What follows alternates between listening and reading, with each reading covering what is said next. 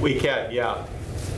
So our idea here, Patricia, is to kind of go over the highlights of your proposal. We don't need to, we have the written report in front of us. So what are the things you'd like us to really focus on tonight?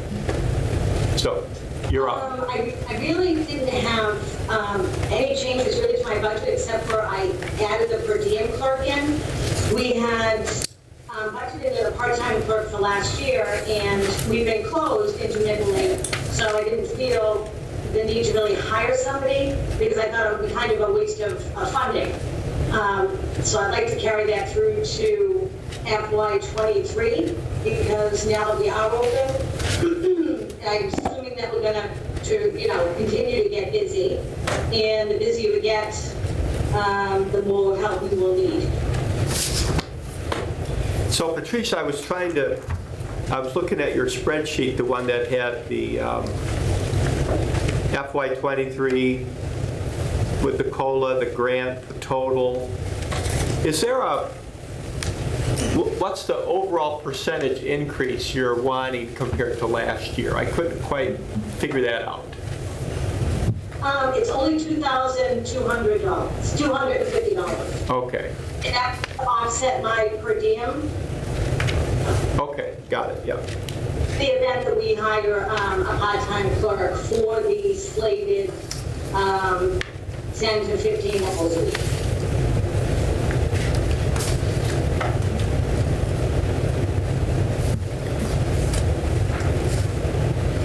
All right, anybody have any questions for Patrice, sorry. So generally speaking, are you comfortable with, as we emerge out of COVID and we get back to normal, that you'll be able to carry on as you did prior to March of 2020? Oh, most definitely. The Okay. seniors are very interested to get back to living and exercising and being social with their friends. So we had quite a bit, almost all of our seniors came back all summer long. Some took a little bit of a break in the fall, and then we closed for January and February. And now that we're back open, phones are ringing off the hook and seniors are coming in, no problem. Are you near your numbers of pre-COVID for participants? Really opened up, we've only been open since February 22nd. Okay. I would say probably by April, as more people are coming out and getting comfortable. The mask mandate was a huge issue for the seniors. A lot of them weren't capable of wearing the mask because of other health issues. So now that our mask mandate is over and now it's just voluntary, we've had a lot more seniors come back that we hadn't seen since we had opened. Okay. And went back to mask mandate. So I'm very confident by April or May, our numbers will be back up where they were, and by the summer we'll be bustling. Those seniors are so energetic, aren't they? They are, yes. Any questions for Patrice, anybody? What Jamie, go ahead. happens if there's no funding available to hire any new people? If we're, run out of funding? So I already have, I have my administrative assistant who works 30 hours a week. And, we've been working, she was hired about 4 or 5 months before the pandemic. So we had left and right-handed together, through all of it. And we work very well together. She works very hard.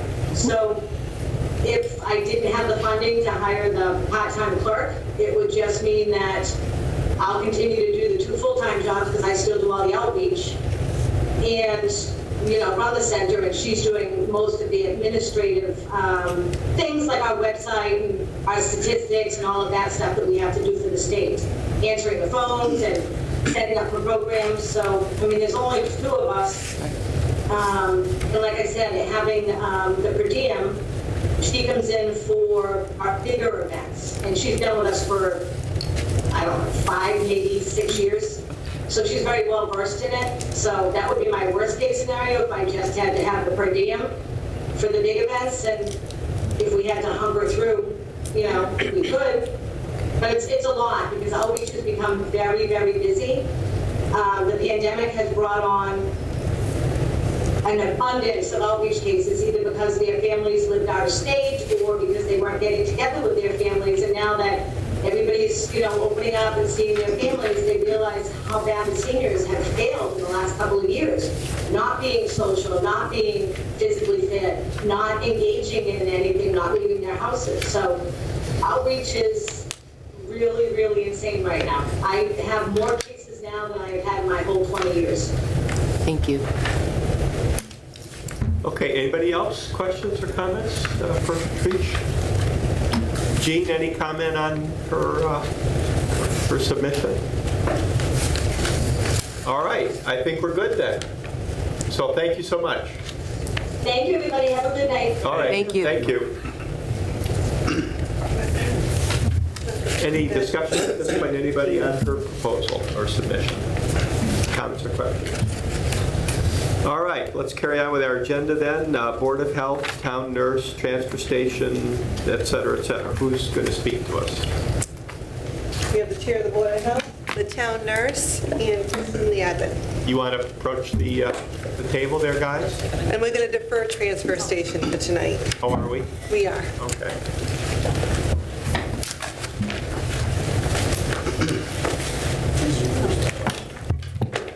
So if you guys would identify yourself for the record, please. Okay. Agnieszka Podstawka, Town Nurse. Robert Brazo. Okay. So who would like to speak first? Well, I think that one of the main issues we have here is the difference between Agnesia's salary from last year to this year to next year. That's probably the one thing that stands out the most. As far as the transfer station is concerned, we're operating pretty much at a zero balance kind of operation, and we seem to be doing okay. However, we're going to be hitting the wall pretty soon because of, obviously, because of inflation and everything else. So we're going to be dealing with some issues there. Also, there's quite a bit of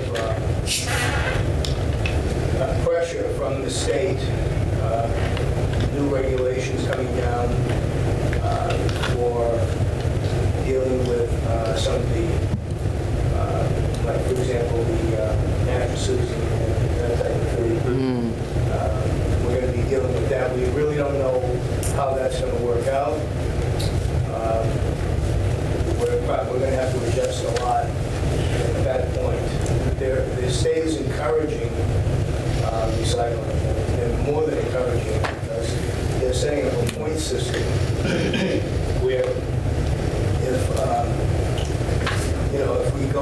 if we abide by these regulations, they'll grant us points, and which means the points will turn into real money, so they say. We'll see. However, I have a tendency to be skeptical about it because, well, first of all, it's going to demand, it's going to put a lot of the burden on our shoulders to make the changes, to do, set up the transfer station, to accomplish what they want us to accomplish. They want new recycling bins.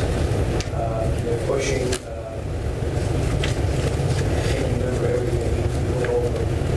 Let's see. If you don't mind, I'm sorry.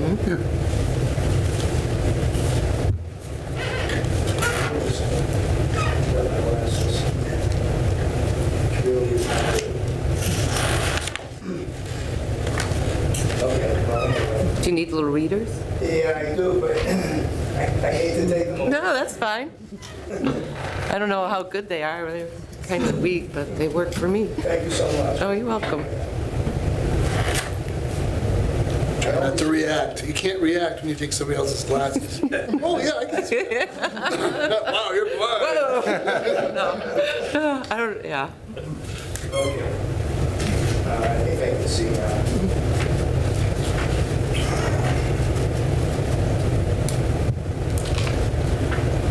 Well, the mattresses are the big thing, I can tell you that right now. We're not prepared for that. We have right now, the way we handle mattresses, we're pretty much taking them in as a bulk item. We charge people X amount, like, for example, $25 or so, to dispose of the mattress. Now, that doesn't really, it's certainly not going to cover our expenses next year. And we don't know where we're going with that. I've been in communication with a couple of the haulers. We're trying to put together a new contract.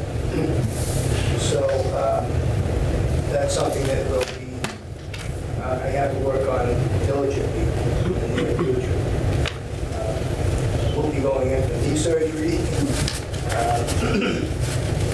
And I'm not looking forward to that either, but yeah, they're talking about a separate recycling bin just for mattresses.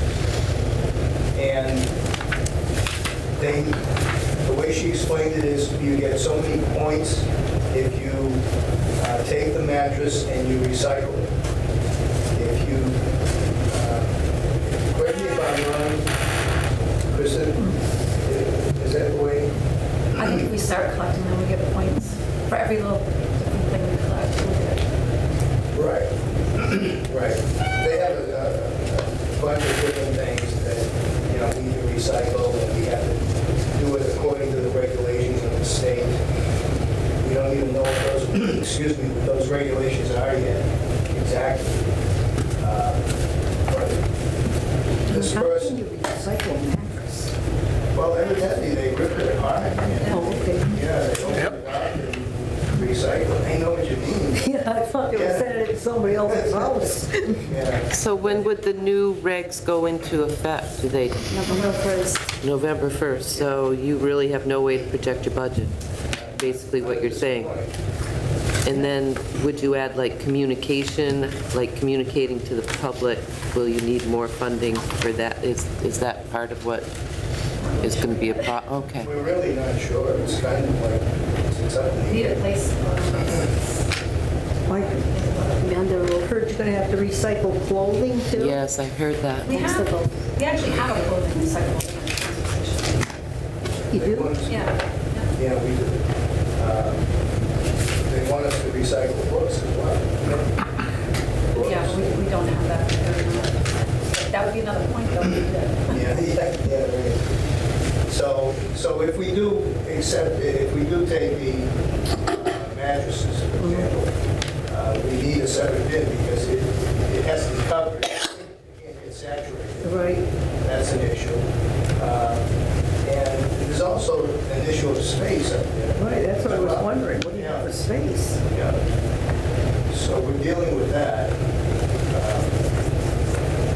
And I guess the only thing I can tell you is that we'll get back to it Yeah. as far as where we're heading. Because we've been cruising along for the last, I would say, 4 or 5 years. And things have been fairly, well, I think they've been good. And it's certainly good for the residents of the town because for what we charge them to dispose of their trash is next to nothing. It's $200 a year, and there's just no way we're going to be able to hold to that. I don't know if Well, I have a couple questions. So I'm looking at your proposal is for 65,420, and current year is 65,337. So that's almost a $5,000 increase, which is 8%. And our town revenue is going up about 1%. So one of the, Jean? Can I reset a little bit? Sure. Because he's on transfer station and you're going on to Board of Health. So. Okay, I thought we were passing on the. We were passing on transfer station, but I don't think, maybe I jumped in. yeah. So Bob, if we can defer the transfer station, because they don't have that in their Okay. packet right now. Okay, So he hasn't spoken about Board of Health yet. all right. So I was looking at the wrong category. Yeah. No, I directed you the wrong way, I guess. I think he was giving a broad statement about the departments within the Board of Health that they oversee. Now, if we can kind of go back to monitor wells, which would be the first one, and if we can go down that, Okay, yeah. okay? So we, yeah. Right, there's a big increase in the, Wow.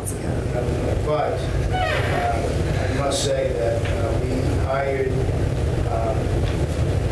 Bruce, to help me with Langdon. Well, Bruce Haskell from Langdon Environmental.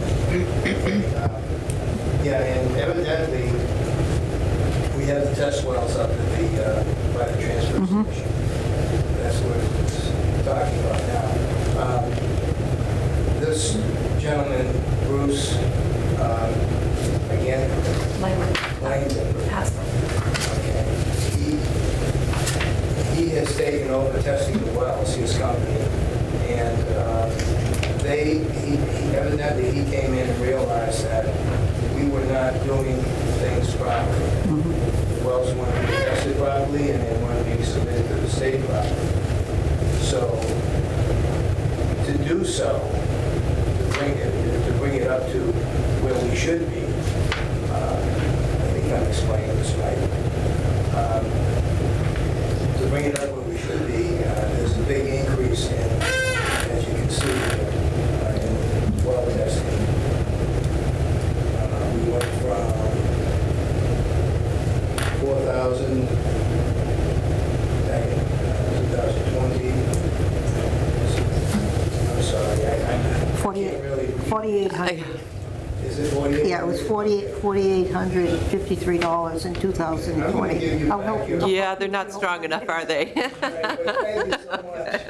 It looks like the amount for the current year and next year is the same, Yeah. Yeah. right? We made the increase in FY '22. So there's no increase for next year. Right, okay. So this is pretty much why you see the jump in the numbers there. Well, it doesn't look like there's any increase in monitor wells. Not from '22 to '23. Right. Right, the increase Or happened this landfill current. Or landfill maintenance. Correct. It's the nursing is the big one, right? And if you want to go, keep it in order, and I don't The want Board of to, Health, I'm sorry, the Board of Health. to Board of Health. And I think, I don't want to speak for them, but the Board of Health hired a part-time clerk, and they also use a minute taker now to assist Kristen with some of the workload in her office. And that's where you're going to see the biggest increases in the salary. Right. Keep in mind that that's per the compensation scale, so it's really no additional headcount as opposed to the minute taker. Part-time clerk, though, is additional. Part-time clerk was added in FY '22. So from FY '22 to FY '23, there was no increase. So the 4883, Gene, the increase is basically from that 51,201 part-time wage. This is the chunk of it, right? The 3760. Correct. That would be the minute taker and the beach tester. Okay. But the biggest change was from 21, again, from 21 to 22, we hired the part-time clerk. From 22 to 23, the only additional headcount would be the minute taker. I see. To assist with the minutes. And Tesla. Oh, yes. If you want to speak a little bit. So we, Yeah, go ahead. Guys, you have the floor. during COVID, when Agnesha was on the streets with contact tracing and everything, we hired a part-time temporary position for that, just to help her out with that. We just couldn't keep up with it. So we added that in there because we're probably going to need that again. Hopefully not. Hopefully not. You never know. And it was crazy trying to get someone right away. So in terms of the four parts of what we're looking at tonight, the biggest increase in the Board of Health is for that minute taker, right? Gene? Is that- The minute taker and Tess, yeah. which would be a temporary part-time person. Gotcha, yeah. Any questions, anybody, for our guests? And I'm sorry, where was Tess on here? Under the 51201, Okay. that's the three of them. The part-time wing. Okay, all right. Anything you'd like to just say generally about your budget for next time, you guys?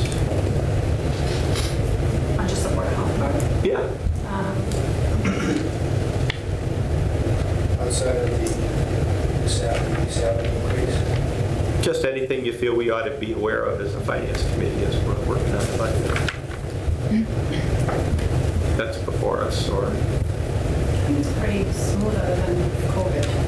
You don't know what's going to happen. Yeah, okay. That's only for that. I'm curious, what are briquettes? So this is for mosquitoes. What is it? Mosquitoes, we order them to get shipped to the highway department and they put them in the Catch basins. Oh, I did not know that. Very good. Sounds like a great idea. Maybe we ought to sell them downtown. We could all run around and put them somewhere. It's not for making your burgers, Carol. Guy was kind Not of, those kind of things. Not Kingsford. No. All right, anything else, guys, for us? Jean, any comments on the budget so far? Not so far. We're going to continue down, though? Yeah. Okay. Well, animal inspector, there's really no change either, correct? I think that's all. Those are the, is there another part? Another page. Yeah. The nursing. What page is that one? nursing. Oh, yeah.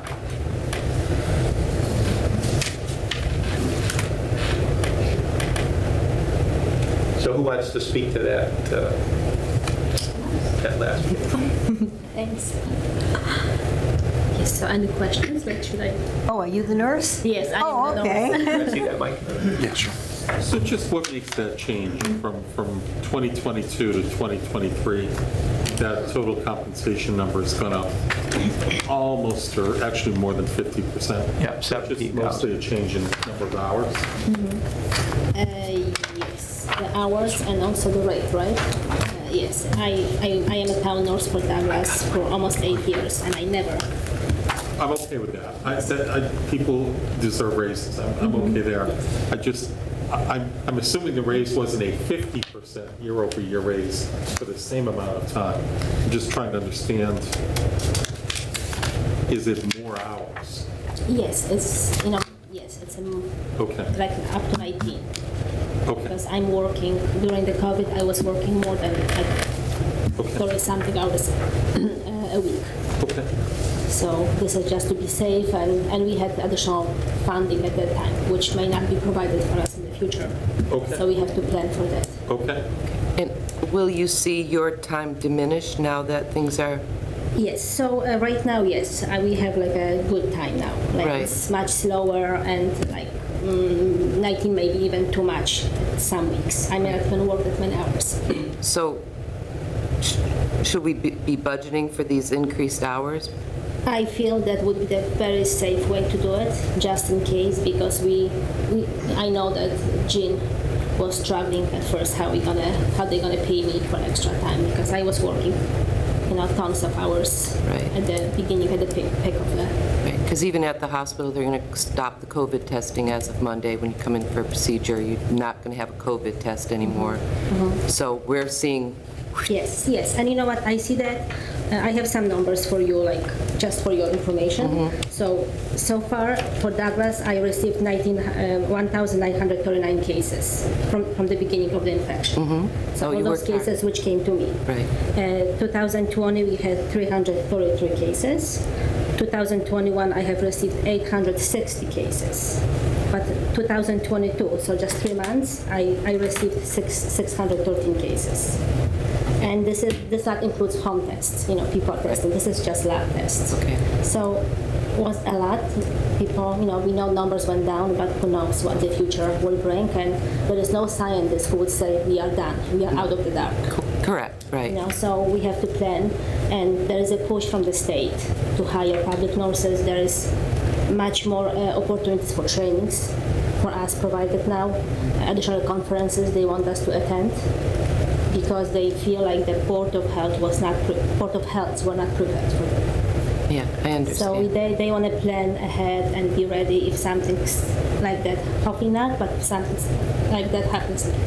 Okay. So does the increased money include costs for going to workshops and seminars, or is it No, we purely have salary? Or some of the conferences are sponsored by state, so we don't have to pay. But we have some small amount put aside for like my memberships of the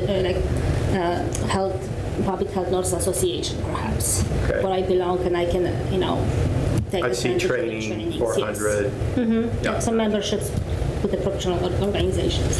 Okay. I'm sorry, one more question. So this 2023 number is 19 hours at that rate for 52 weeks. Yes. Before things were, how many hours were you working? Like, say we couldn't budget for that. It's just not doable. So depends, it was different from month to month. Depends with the load of the cases. Okay. And like we had conferences before 3 times a week, and at least an hour each. The trainings I have to attend because the things were changing so quickly Right. that I had to be up to date with all the changes, and so that was very time consuming. Now it's slowing down. It's less conferences. We still have them, but not as many. But I don't know what the fall will bring. I don't know what the summer will bring. Nobody knows. So we have to plan. I feel like we have to be prepared.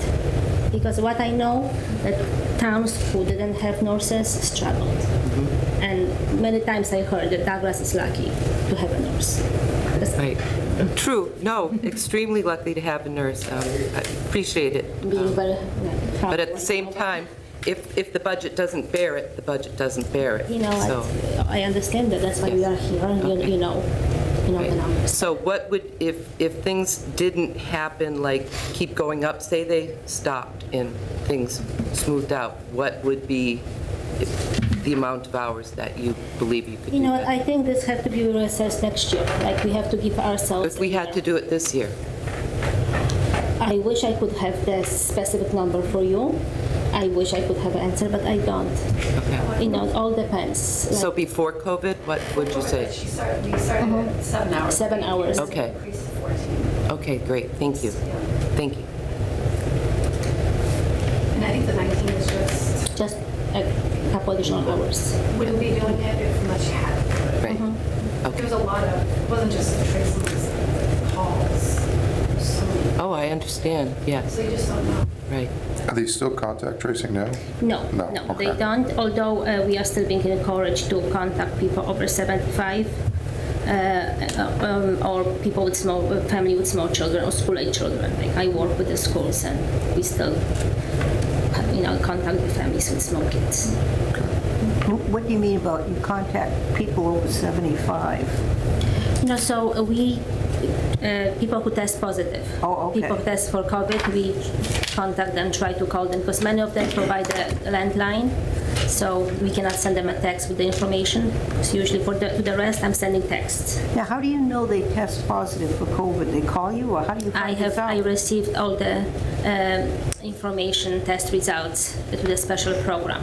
From like- the state. From the state, okay. Yes, So but anybody's got a home test that tests positive, you don't know? So no, Okay. this is only the tests which are done at the labs. Do they go to the hospital and stuff? Yes. Yeah, emergency room or Yeah, something if like you go to that? Walgreens, Yes. CVS, you know, a So there's- PCR. Oh, they'll, Yeah, any, That's monitored, that goes to the Oh, state. okay. yeah, any type of PCR test goes Yeah. to a state lab, Oh, and then okay. the state would notify Oh, okay. local board of health. and Yes. they would Carol, do their own. if you tested, and when CVS tested positive, Yeah. that would go to the That would state go to and them. then go back to her Oh, okay. for her Douglas Okay, number. and then you call that person up? Yes, Ah, what I was doing. I didn't say you were 75, Carol. I'm not 75. You added that one. Okay. All right, any more comments or questions on that part of the budget? I do. Okay, Jean? I just want to make a comment that it's not a true number, it's not reflected in FY '22, because Agnieszka had worked a number of hours that were covered under the CARES or CMRP, CMR. Yeah. I've been struggling over this all day.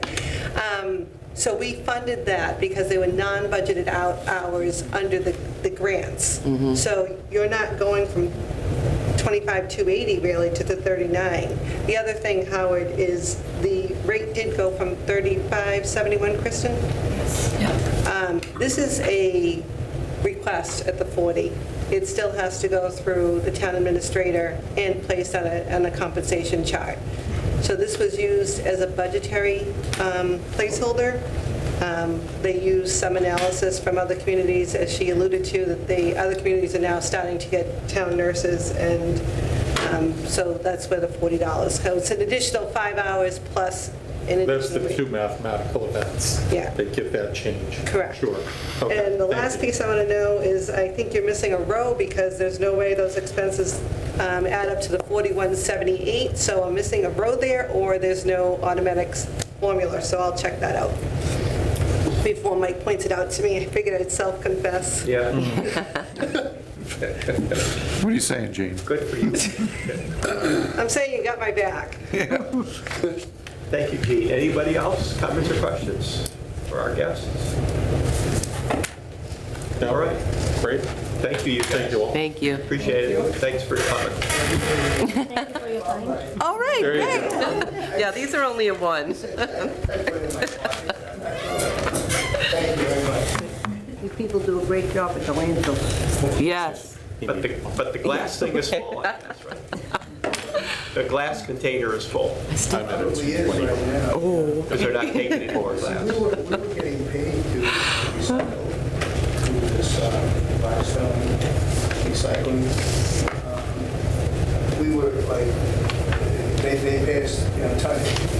And now we're paying to get rid of it. So a year ago, we were getting paid. Yeah. So things are changing. It's, but we keep trying. Yeah, we appreciate that. Thank you. Thank you. You're welcome. Matt, are you here? Matt Benoit? Yes. S'il vous plaît. Community development. Yes, sir. Good evening, members of the committee. Welcome. Thank you. My name is Matthew Benoit. I am the new Community Development Director here in the town of Douglas. My first Welcome. meeting with all of you, so thank you for the opportunity.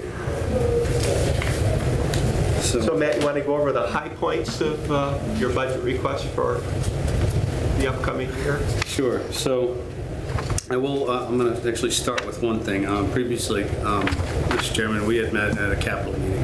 Right. Talking about a software item. And that software item, I have decided to scale back a little bit, and we'll be withdrawing that capital request because I'm looking for a different version of the software that does not exceed that threshold. So I've added that software item here into this budget instead. Where would that be on here? That will be under the community development header. What is that? 180? 189. Thank you. 189, that is on 53,406, 5770 under 2023. So the initial software purchasing cost for the GIS standard. Originally, I had asked for the GIS advanced software. I'm scaling it back. What it is, it's a one-time perpetual license at 5770. It's actually 7,000, but there's a state of Massachusetts discount for that. It comes out to 770. And then it's 2,000 annually for regular maintenance costs. So Matt, if I look at total community development, 217, 210, is that the current one then with the scaling back of the? Yep, that's correct. That's a pretty big percentage increase from the year before. Is It it is. mostly because of that? It is not. It's not mostly because of that. This is a 26.6% increase over, but 23.5% of that is salary bid. Okay. And I believe the town administrator and Ms. Lovett might be able to elaborate on some of these things. Some of these things were in movement before I started employment here. One of them being there's a stipend on here for Bob Sullivan. It's coming out of the community development budget of $15,000. You see that on 51,904. Again, that was voted at the fall town meeting, so you don't see it reflected in FY22, so there should be 15,000 under the stipend Yep. line for 15 as well. Gotcha. Yeah, so the total compensation, that went up 42,000 from one year to the other. Correct. That also includes, Is the 5770 for that software then? it is. Okay. The salary items include the staff that we have with Jen Kuchar's, the full-time staff that moved up a line, and there's also an additional head of my office because Maria, who's been working there, is still going to carry on for 5 hours a week moving forward. And there's also the minutes taker factored into that 9586 item there. So it's Maria and the minute taker combined under the 51200 account under wages part-time. I'm sorry, can you say that? Sure. Yeah. Sure. Line 51200 part-time wages includes two people. One of them is our Ms. Maria, who retired and is helping Jen kind of transition into the role. This is an opportunity for us to keep her at 5 hours a week. Okay. And then the minutes taker, who does the minutes for conservation, planning, zoning, et cetera, is also wrapped into that number. Into that 51,200. Same number, yes. But that number's gone precipitously down. Right. 20. That's correct. That's because that 29 was shifted up a line to represent our full-time staff. The 42. Who is that? Jen Kuchar, the admin assistant, principal clerk. But that went up by more, that went up by 42,000. That's just one individual Yes, it is. Going from part-time to to full-time. full-time? Okay. I believe Ms. Lovett might be able to elaborate on that. I have reallocated it, but it's not reflected here. FY22 was reallocated because there was a change in staff Okay. last year. We had moving parts. Like Matt said, we had just, in addition to the head count, the 5 hours. So Maria was 33 and a half hours, Jen's 33 and a half hours. But they are keeping Maria on for 5 hours a week to assist in the transition. And the office merits it because it's much busier. Sure. Absolutely. The biggest change there was the $15,000 stipend. That did go into effect at the fall town meeting. So that stays at a level funding. Matt, how's it going? The community development. It is busy. It is very busy. Is it what you thought it would be? It is not what I was told it would be. No, so, not per the town administrator, but in my previous employer, when I told them I was taking the job here, they told me I would be bored. And I found that very hard to believe. And in meeting with our town administrator here and Mr. Fraser, the building department, and all the projects that are going on here, board is not an option here. So it is quite busy. There's a lot of large projects on the horizon, a couple that are on the planning board meeting this Thursday, 3 of them that are quite big projects. Yeah. Douglas is going to be experiencing some substantial growth in its northeast corner here, especially in industrial development and residential. So agenda items will likely be up, special permits applied for, et cetera. So anticipating a busy summer. What's the difference between community development and economic development? That's a great question. So economic development will focus strictly on the business side of things. They'll focus on commercial, industrial, and trying to communicate directly with those private investors or folks interested in coming to town and keeping that line of communication open through one avenue. Our Department of Community Development focuses on long-range planning, short-range planning, like our open space and recreation development plan, our master plan as a whole, residential development, commercial subdivisions and such. So economic development typically is like one of 6 divisions of a community development. So between open space, conservation, planning, zoning, there's usually several. So, but economic development just focuses on that one aspect. So you actually get out in the field and look at the paving of a subdivision road, or not really? Not necessarily. So the individual who held this seat prior to me was the town engineer. And the town engineer is more qualified to view, soil depth and paving depths and 2-inch minuses size stones and stormwater management, stuff like that. The purpose of, and I don't want to speak for the town administrator, purpose of this position being change from engineer to planner is because you're going to save substantially on engineering costs, where the applicant would pay for the engineer's peer review, so we're not eating those costs. So having a planner in here to focus on long-range planning, in addition to keeping the planning and zoning and conservation boards afloat, was a wise financial move for the town, and I speak for myself. But yeah, but I do have site visits on occasion just to make sure sites are in compliance. For example, I know there's a gas station we recently approved to move family convenience across the street. And as the site develops, you check for things that are on the site plan before they get their occupancy permits, such as making sure the landscaping takes, fencing is installed correctly, just make sure it meets the plan, that sort of thing. But I don't go out nearly as much as like a building official or someone who's issuing a specific permits like that. All right, questions or comments, anybody? Gene or Matt, comment on the budget for community development? A little bit, only because you asked what is the difference or what is the change. Sure. What our expectations are from the select board's point of view and from mine. And while Mr. Cundiff was successful in getting some large grants for the town, they were largely focused on construction. So small bridge, culvert, roadway grants. And he kind of got, I don't want to say pigeonholed, but pushed towards green communities and being involved with buildings, even though that was not actually his training. He was a civil engineer, not a mechanical engineer or structural engineer. And he was successful at that and frankly paid his keep, because just the $500,000 he got on a small bridge for Cedar Street was a huge value to the town. The Commonwealth of Massachusetts, a lot of people complain that municipalities are subject to unfunded mandates, and that's true. But they also make a huge amount of money available to us if we comply with their policy initiatives, not only set by the legislature, but by the governor's office.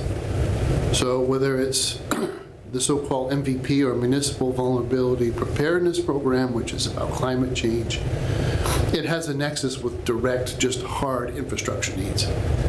They're predicting that you're going to need to manage stormwater better. We need a better stormwater system no matter how much it rains.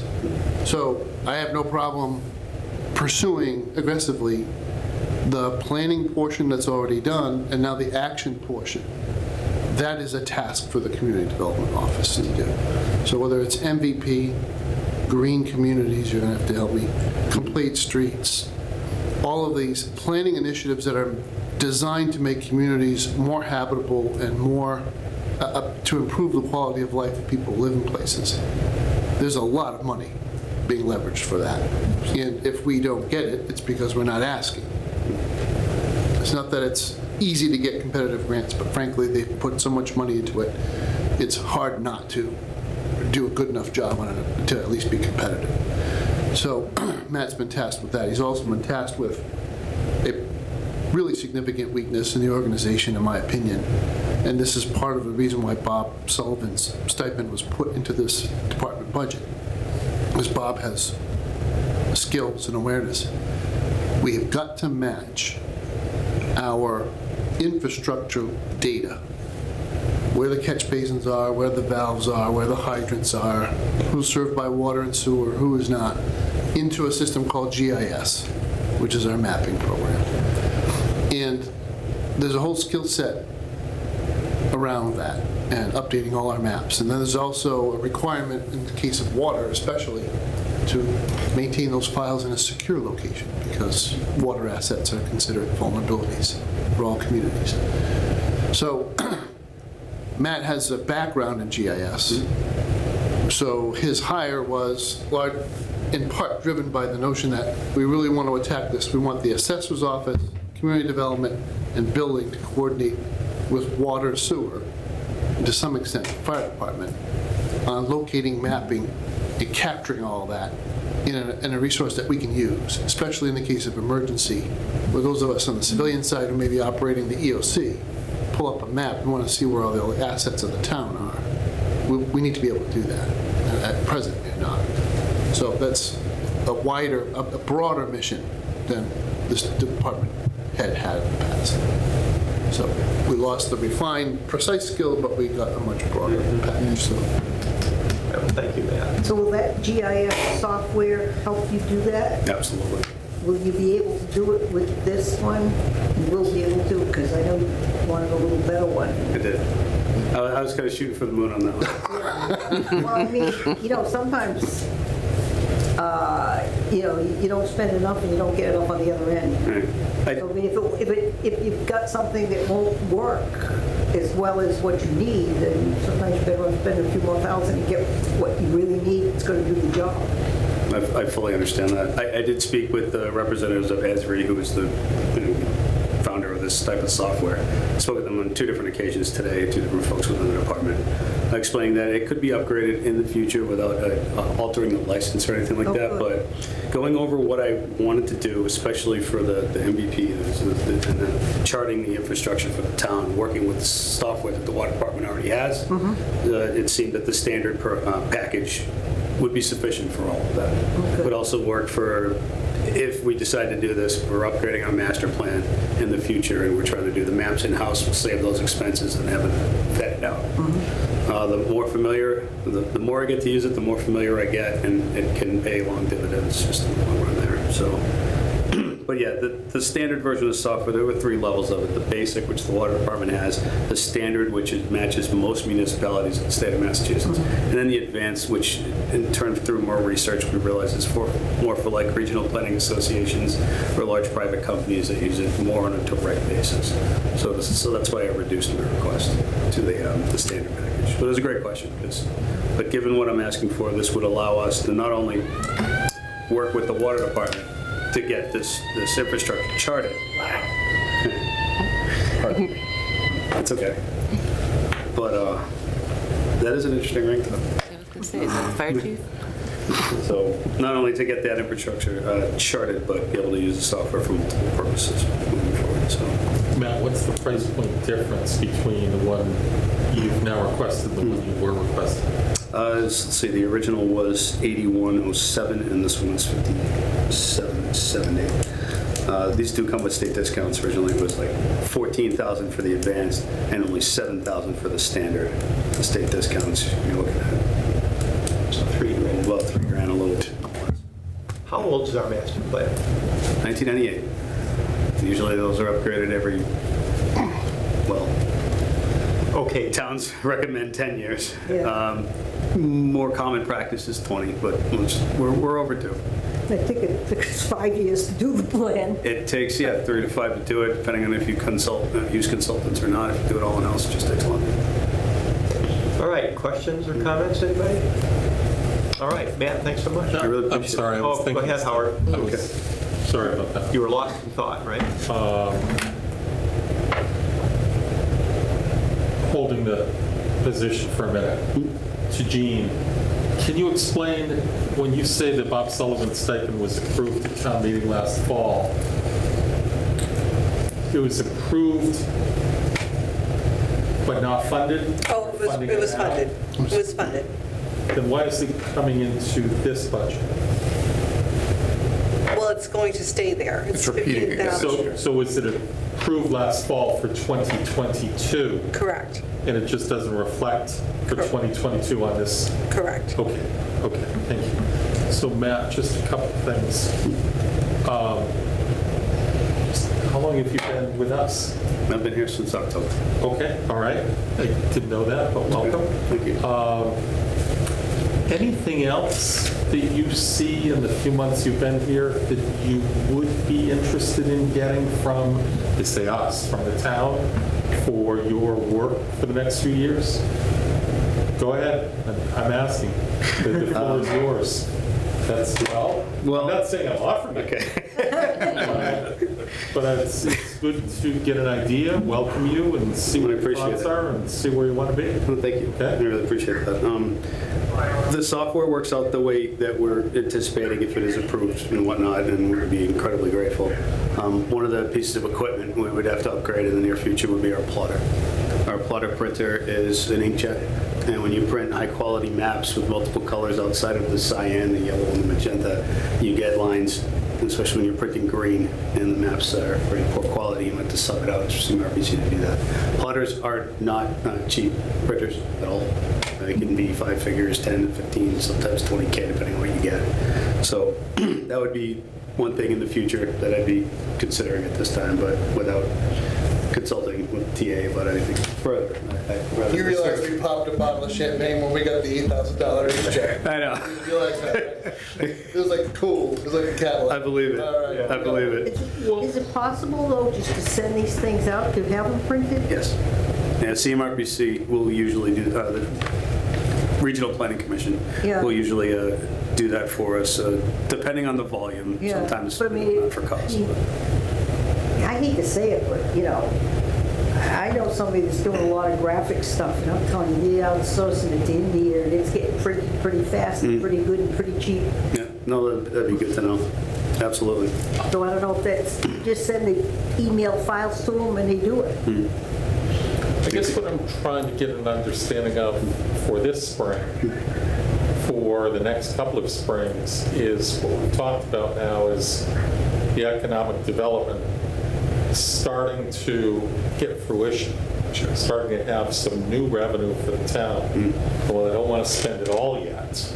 Yeah, right. I'm a big bootstrap person that suggests that as some of it comes in, some of it can head right back to the partner departments that are helping to grow, to generate more and more. So is this then what we've got in front of us tonight is what you've felt comfortable submitting for your budget for this year? Yes. Okay. The only other increases other than the software that I proposed here this evening is an increase to the open space plan's advertising budget because they have a grant to upgrade their open space plan now, and there will be a need for public hearings there, and they didn't have an advertising budget at all. So that's one of the things I put in here. The other one I put on in addition to the software was American Planning Association annual dues. We haven't had a planner in the seat yet, but there's typically annual dues to be part of a listserv where you have access to resources and contact with other planners, just kind of compare work and help each other out along the way with different legal decisions and things that can help each other. So those dues are scaled out, they're salary based, and those are fixed numbers. So those are the only other things I asked for at this time. There is a reduction in advertising in the ZBA, but that's just to offset some other costs. We made some purchases up front for office supplies, just when we got started on monitors, chairs, and stuff like that. So I don't anticipate a lot of office expenses in the future, but I thought the budget was very fair. I thought it was very accurate for what a planning department usually consists of. Matt, have you met everyone in the room yet? Not individually, no. Yep. Can we just, once in a while we've gone, I know we start an executive session this evening, but go around for, just introduce ourselves. You want to start? Sure. Howard D'Amico, good evening. Nice to meet you, Howard. Sandy Kuipers. Nice to meet you.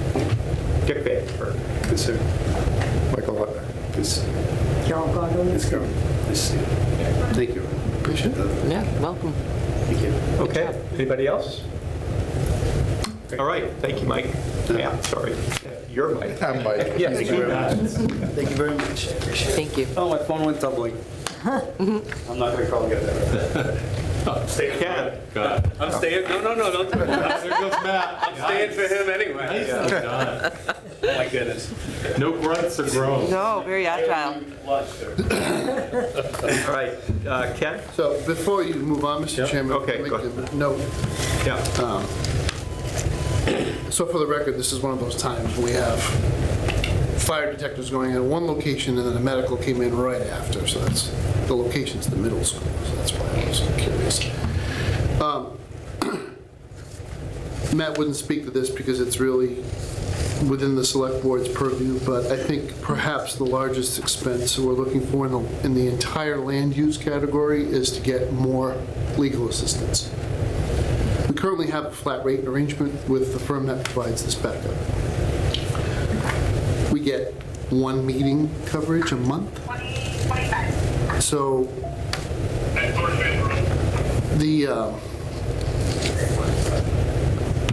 that's not a professional standard.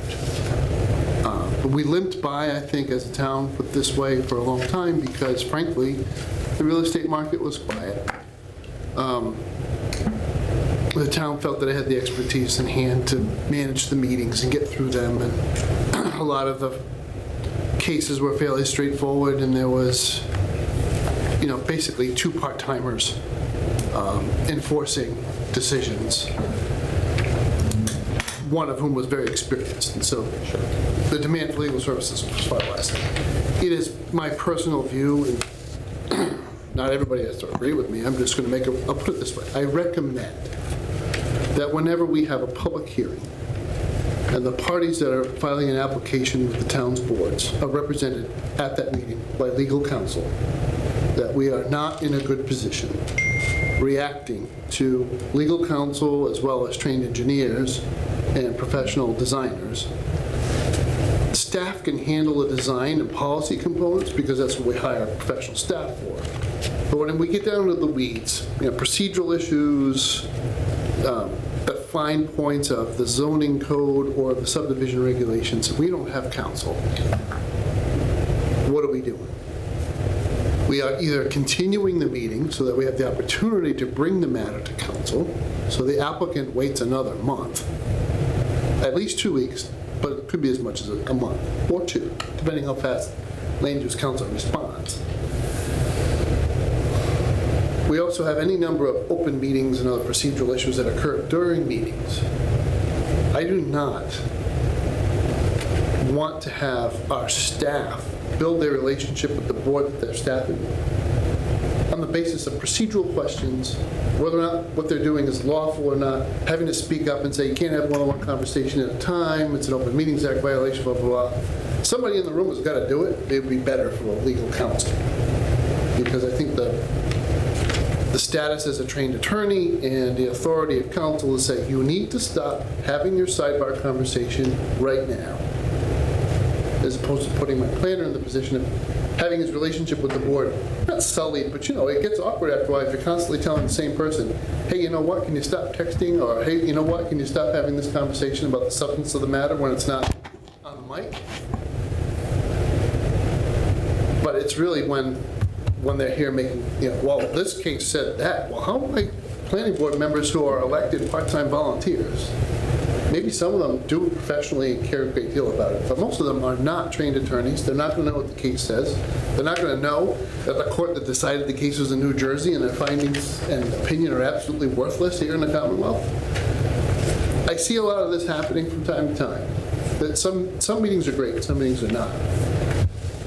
And I'll be recommending an increase in the legal budget that will substantially improve the level of service and the professionalism of our meetings. And I think that streamlining the process and getting control of that will help us leverage the resources that we have. I haven't seen anything in the workload yet, although it's possible, that suggests that we need to staff up to any greater degree. With the retirement, the new employee came with more computer training, more savvy around mapping and Excel and budgets and things like that. And we still have our retired staff who has the wisdom of years of history as an asset, as a resource to us on a willing basis. So I think right now we're in a good spot with how we're staffed in the department. But I really want that, I'm going to put that legal issue in a pretty high priority in my request. So Matt, so if the planning board had a public hearing on whatever, you would want legal counsel in the room at that time, is that what you're saying? So. Or on Zoom, but at least present. Yeah. So back in the olden days, it seemed to me that whenever we wanted legal at a public hearing, that was a separate billable event. So would it be structured in such a way that whoever does our legal stuff would understand that they're expected to be at a zoning board public hearing? We're going to end up in a happy medium, right? Because the budget's going to constrain what we do. But in particular, I'd like to see Concom getting more direct involvement from council. Okay. So in those months of the year when planning board might meet twice and Concom may meet once or twice, I would like council to at least be present. Looking at the agenda, for the heavy agendas where public hearings are being held, where we know the applicant's represented by council. Do you envision that as current town council or an independent second vendor? The appointment of town council is the purview of the board of selectmen. I have a very demanding, what I want from town council is much more demanding than I think a lot of my peers want. Maybe it's because I went to school and I'm a jerk about it, but I always Those two quote, things I quote go hand in hand. I quote the Godfather all the time. You remember when Tom was out, what Mike said, Michael Corleone, he said, I need a wartime conciliary. Yeah. We are busy here. We need people who are not afraid to give clear opinions so that we can organize our day-to-day activities around a clear set. And kicking the ball down the road or saying, let's negotiate that, let's not negotiate that. Tell us what our authority is so that we can negotiate it with confidence rather than waiting for everything to come out in these hearings and month after month of continuances. I think there's room for improvement there. Now, does that mean we need to change? No, but we need to change the nature of our relationship. And if that council is unable to meet that demand, we'll have to seek assistance. Where in the budget is the amount? Legal services. Legal services. So it's the next line after select board? 151. 151? Town council, yeah. So that could go up a bit then. Oh, yeah. Wow. We're talking a lot. What is our town council budget currently on an annual basis? Find it right now. For 63,676. For 2020, 2022, 76. 76,000. So we're paying just about $5,000 a month in flat fees. 77,520 for next year. Okay, so that's about $2,500 a month for general counsel, $2,500 for land counsel. That's what I was trying to understand. Yeah. Yeah. And okay. the remainder is labor counsel. Okay. But you'd want the land council part in particular to go up? I would like it to double, Yeah, right. Okay. All right. at least. With, again, what I talked about, bootstrapping. Yeah. You'll get quicker reactions, quicker ability to react, and have a team that can move forward quicker and be more. When would we see that proposal come before us? So so that's, again, I said it's the select board's purview, so when you interview me, Okay. so that'll be the select board's budget, the legal services and anything else, civil That will defense. come out this year, fiscal year. Yeah. Okay. All right. Thank you, Matt. I'm going to stay here for 1 second. Are you going on the building now? We are. Okay. Just by way of preview, come on up. Come on up, Ken. I would say, Mr. Chairman, that this is the most challenging department to budget for fiscal '23. I would agree with you. And and challenging because I think it's going to run into some people's preconceived notions. And I just want to remind people of the history. It predates Ken, so I don't want Ken to have to do it. The town at one point had a full-time building official. And at that point, it also had a full-time conservation agent, and I believe Mr. Cundiff had started here as a full-time. It's a little bit fuzzy. It looks like he was either the planning agent or town engineer, or there was lots of blur about why we hired a civil engineer, but you had 3 full-time people in this office down here. And budget hard times came along. There were any number of personnel reductions over the course of several years to try to right-size the staffing to the workload in the office.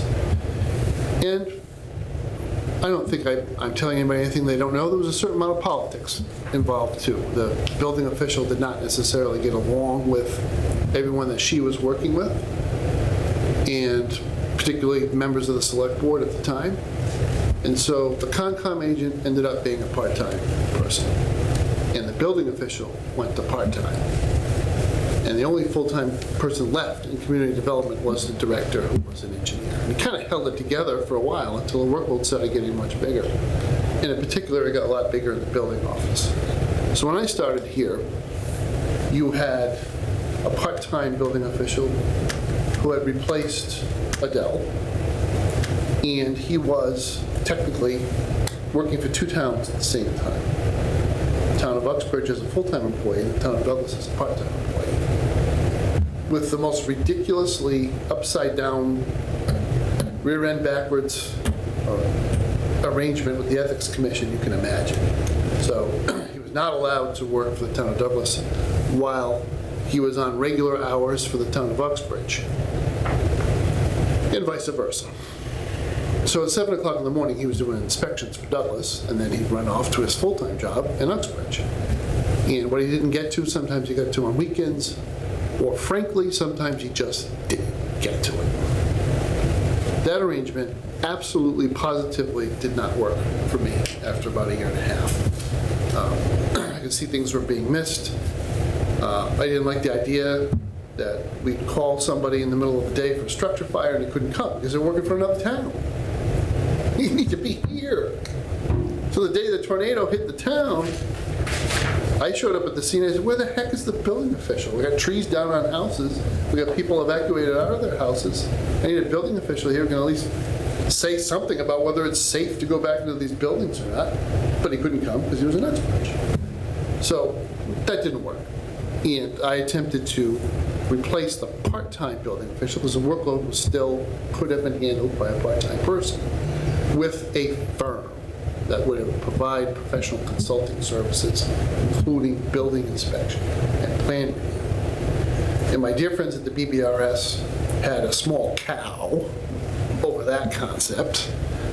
They're dead wrong, by the way, but they insisted that we appoint an official directly as the employee of the town and not hire out for the service. It is backwards thinking. It is 20 years ago thinking, because not everybody wants to regionalize, not everybody's able to regionalize. The fastest path to regionalization is to get a private firm that can handle several towns at once. They want to hear it. So we advertised several times, found a part-time person, and the workload very much outstripped the ability of the department to function with a part-time inspector. And I thought it was a fantastic building official, got his certificate as a building commissioner, and was promptly recruited away by another town that was willing to pay, a substantial salary for a full-time person. Then we advertised again, and Ken was good enough to apply and had the requisite experience. It was a pleasant surprise, frankly, because it's been very hard to find building officials. And he was, as a Douglas resident, was willing to leave the city of Worcester and come here. And it is definitely now a full-time position. We have really strong staff in this department. And what I want to draw your attention to is the historic opportunity or historic moment. Typically, building departments are allowed to build a budget based on the revenue they bring. Can't do it. There are times when, this is more of a Rhode Island thing than Mass, but there is a case in Mass. So the analogy is pretty close. It gets a little dicey if you're charging people a lot of money for building permits, and all that revenue goes into the general fund for a long period of time consistently and is not being used to support the operations of the building department. It's supposed to be self-sustaining and not much more than that. You need to right-size your fees with what you need to support your department. But it's okay if you have 2 or 3 year run where you just know that you're going to have a surge in development. What we try to do as managers is look at the department and say, what do we need to actually run this at a high level of professionalism? What can we buy now with this revenue surge that would be good to have in the future? So it's one of the few departments where we can look at the revenue stream being generated and look at the budget request and say, we're willing to move expenses to the funding status, full funding status, that in a typical year, if it was competing against other departments for scarce resources, they wouldn't get. So I'm looking at the building office as a singular case, a one-off. And the burden of proof isn't whether the case being made for additional spending is more deserving than another department. The burden of proof for this department with the revenue it's generating is whether or not they can prove they need what they're asking for. It's a slightly different point of view. But I think Ken can speak to this, but when you look at the sheer volume of inspections, you have to respond to an inspection request in 48 hours? 48 hours. So he doesn't have a choice. So if he gets 60 phone calls in a week, I need you to inspect this, I need you to inspect my bottom hole, my foundation, my framing, he's got to go, he's got to do it. He also has to do all the plan review up front. And plan review is where we build our relationship with the people that are doing economic development of the town. We don't like to delay people. We like our commentary to be crisp and concise and complete, so that we're not coming back 4 months later, "Ooh, what'd you do that for?" "Well, it was on the plans." "Yeah, sorry, can't do that." So you catch that stuff in plan review. Plan review is a time and labor-intensive process for commissioners. They need to have dedicated time to do this work. So the phone's ringing, "Come inspect my deck." The guy's going to put aside the plans for the $250 million warehouse, put those over there, and run out to U Street to get some guy's deck, because legally, if he doesn't inspect the deck within 48 hours, it is deemed approved. So that's enough context for you? You want to go from there? I mean, even with the other side, he's absolutely correct on the inspections, but when it comes to plan review, there is guidance that any and all plans have to be reviewed, and a determination whether it's an acceptable plan and it's going to be permitted or it's not has to be done within 30 days, regardless of the size of the project. So again, you know, there's multiple large projects coming down through, and you take that, for instance, $250 million warehouse, that plan review, you're probably looking at a combined total of 80 to 120 hours of plan review to get through that in an accurate way. I mean, it's not just throwing the pages, "Yeah, that looks good," and off it goes. So to take and pick up a plan like that, start into that process, and then get these calls to go out for, I think now we're averaging probably between 20 and 40 inspections a week, to go out and do these in between all this.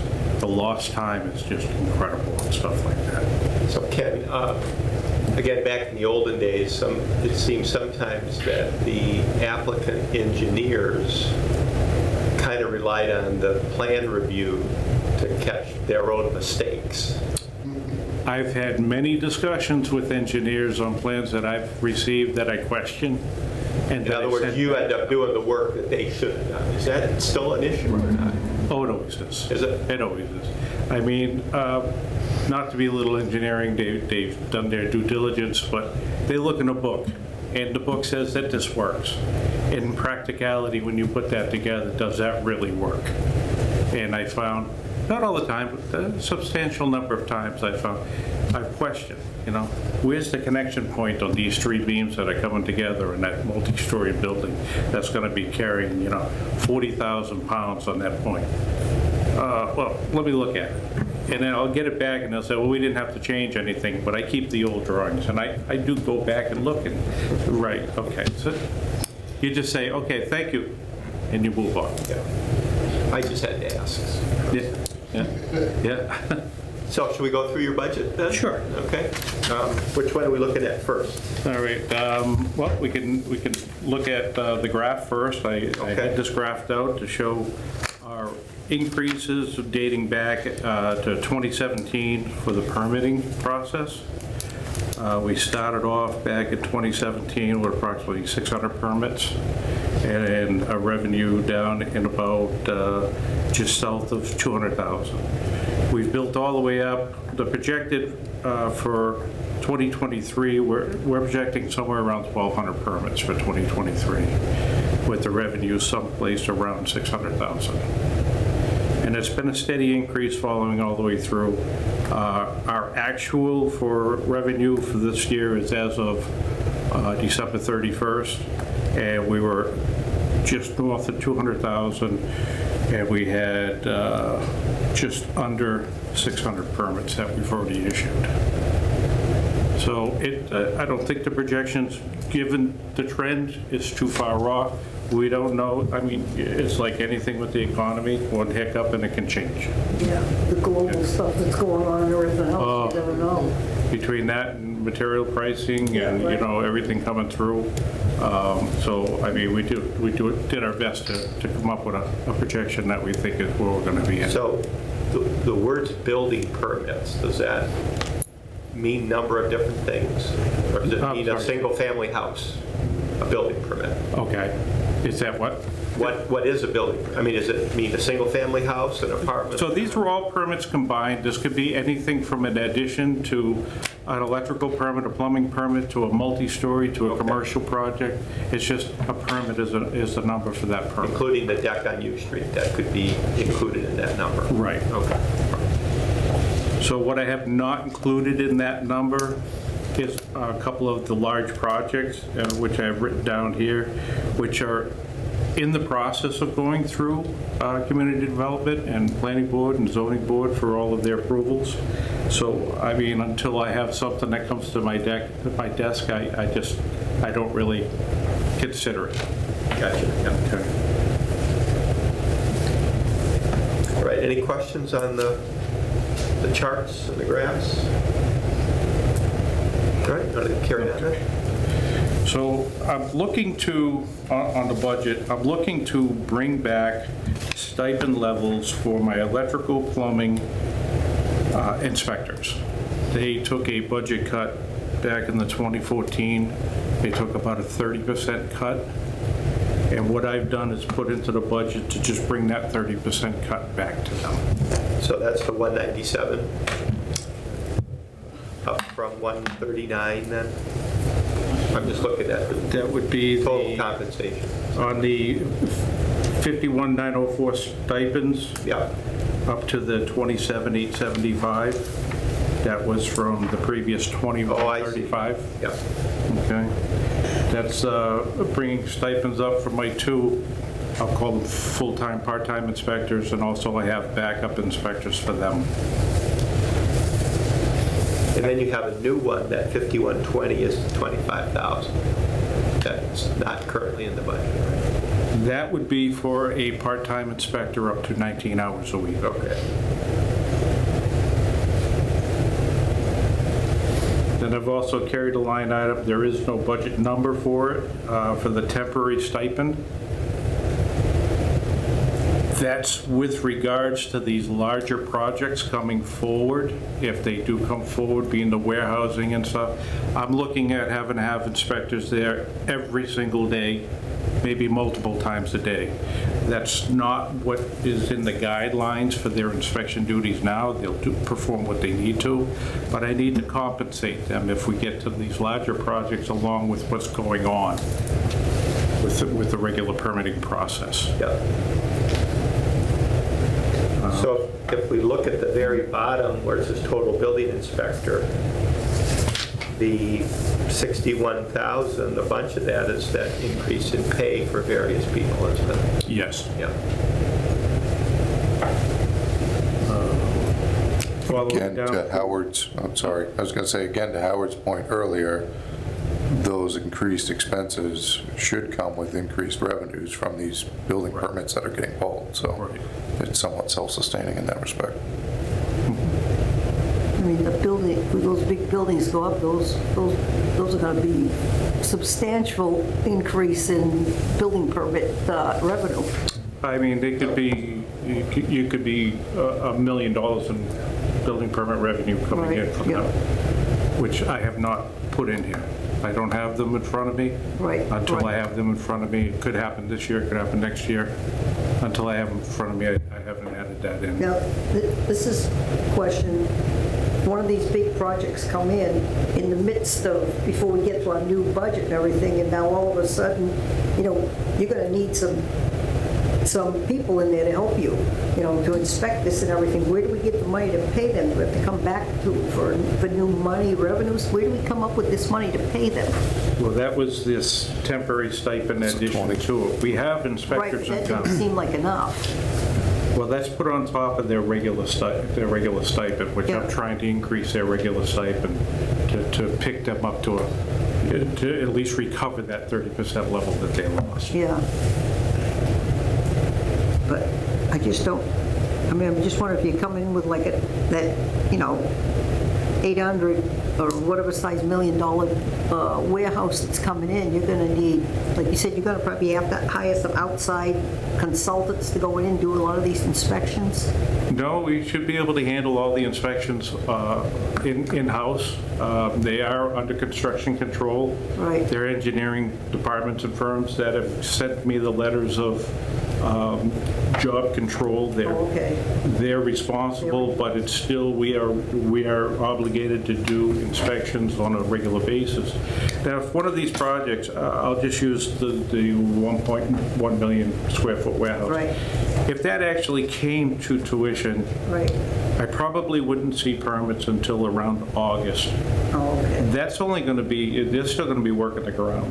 Right. I'm probably not even going to see foundations starting to pour until nearing the end of the calendar year. Mm-hmm. So I've tried to figure that all in to make sure on that. Okay. We do have some larger projects that are in here. We have a new gas station that's going up. We have a new retail with the restaurant, Dunkin' Donuts going in down on the Webster line. So I've incorporated some of those larger projects already into that number. We get something going on the Webster line? Yes, the cannabis, Oh, that, okay. cannabis plaza. They're gonna sell coffee too? Munchies, weed, whatever else. I keep telling them we're gonna put a taco shop. They're not listening. Weed them and feed them. Weed them and feed them. Just CBD is you much get. So, on the revenue side, my recommendation, and I'm going to vet this with Gene, and so I won't use a number, but I'm going to recommend that we increase the revenues projected for this department. Now, he's looking for a $60,000 increase in expenses, but my recommendation of revenue would be substantially higher. Not super high, not absorbing everything he can imagine coming in, as conservative as he's being, probably less than half that, but it'd still be well north of 60. Can I get a quick timeout? So, I don't understand the ratio of project size to building permit fee. So, we talk about 600, and I think to Dick's concept of, what's the range of what's in there, and I think your answer was everything, anything, and from the deck on U Street as an example, but I got the sense there might be a plumbing project. It's a relatively minor project, but it's still in the building permit list of, 600 permits, let's say. What's the revenue? What's the building permit fee for that project, as an example? All right. So is it $100? Is it $27? Is it $400? Unfortunately, it's a complicated answer, but I never do it. Yeah. So we have a baseline fee. Baseline fee for certain things, like a baseline fee for a plumbing permit is $50. Okay. Plus fixture costs. Okay. Per fixture, okay? Okay. A baseline fee for a residential electrical permit is $100. Okay. Plus a fixture fee. When we get into the bigger projects, a whole house, even an addition, a sizable addition, or a bigger project like this, we do the ICC calculation charts, and that's based on total square footage, cost of building by a multiplication percentage, and that's where those numbers come from. So when we'll say a CRG comes in with a warehouse, there's a baseline building permit fee applied, then there's an internal plumbing fee applied, then a sprinkler, electrical, HVAC, all the different ones also apply for their permits. So I've learned over the years with Gene not to look for exact numbers or hold you to specifics, but I'm trying to mentally get some quantification here. So using the example as the $100 fee, $50 fee, $100 fee, a whole house, ballpark, is that a $1,000 fee, building permit fee? Okay, so $2,000? if I was to do the building permit fee for a whole house averages about $2,900. Okay. Okay? Okay. Then the plumbing fee averages about $150, and the electrical fee averages about $250. Okay, Per okay, house. that helps me. Okay. And then let's talk about numbers on projects, it sounds like we can identify tonight a little bit. I've heard the family fuels, let's say. Okay. It's literally that, So right? the family fuels is probably going to be approximately a $7.5 million job. Yeah. So the building permit fee would be about $70,000 for the building permit Okay. fee. Yeah. The electrical fee on that job would probably, because this is all commercial now, not residential, electrical fees would probably be close to $3,000 or $4,000. Okay. The plumbing fees would probably be in that $2,000 range. Okay. But with that, there's also going to be associated fees with gas tanks and propane tanks and drive-through assemblies. And so there's multiple other categories that are not really captured within the building permit fee, but they are a fee that's, whether it's a Board of Health fee, a state fee that comes out of them. Bear with me. Okay. In what you're just showing, how many of those would go on here in the building fee, building permit number? 1 or 22? It would be one for each item. So you'd have Yeah. the building, the plumbing, the electric. In this little 600, Right. 17 for that project or whatever. Right. But the total for the specific project we're talking about might be 70, 80, 90, $100,000 in income to the town. Right. So that's that project, hypothetically. The cannabis down 16, then, right, toward Yeah. the line, Yeah. is that in the same range? Well, that'd probably be about a $2.5 million project. So call it a third, Yeah. if you will, in Yeah. terms of fee income? Right. Okay. Using those as parameters. Is there a project of the larger projects we can identify at all for this discussion?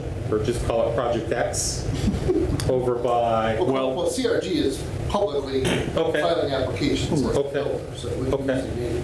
okay, which project is That's that? the all-in Douglas warehouse. Below the other Dunkin' Donuts off Lackey Correct. Fields, right? Ballpark. Number, So- just permitting, because they thought we talked about annual tax revenue as a different source of income. Right, so your This is a your one-time life, your set of life permit cycle is fees. going to have that one-time building permit, call it not a windfall, but a surge, Right. depending on where you are in the build-out of that building on December 31st. Sure. But You'll get new overall, growth. what might that number for fee income? So overall, it's a much more complex permit to figure out because I don't know what the numbers are going to work out for that million square feet. So I'm going to just, and this is purely a ballpark, I'm going to say that the building permit for the structure of that building is going to be someplace in the vicinity of $700,000 Yeah. for the building permit. No. Then you're going to have a plumbing permit. That's going to be somewhere around $30,000 to $40,000. You'll have a sprinkler permit, mechanical permit. That'll be someplace close to $40,000, $50,000. There'll be a lot of variance around that. Right. It depends what they're putting in. But even that building permit, that big number, Right. has to be paid very early in the project, correct? Shovel in. The building Right. permit is the first one that they would be Yeah, paying in the project. So when they apply, that's the first one all in. They'll be in doing their site work, they'll be pouring foundations, they'll be setting walls. As that process is going through, all of the other subcontracting trades will be coming through for their permitting process. So that process could take a year. Is it fair to say that 3 larger ones we've just talked about, not 3 super large, but Right. 2 mediums and a large, will start to come into revenue in fiscal 2023? Or hard to say yet? And I don't I would say the one that would be the closest would be, I don't know what's going on with the one on the Webster line. I haven't really heard too much about that. The gas station, I would say that probably would be in revenue for 2023. And the CRG, and the reason why I hesitate, and I'm okay with Mr. that. Chairman, Yeah. in answering Howard's question is,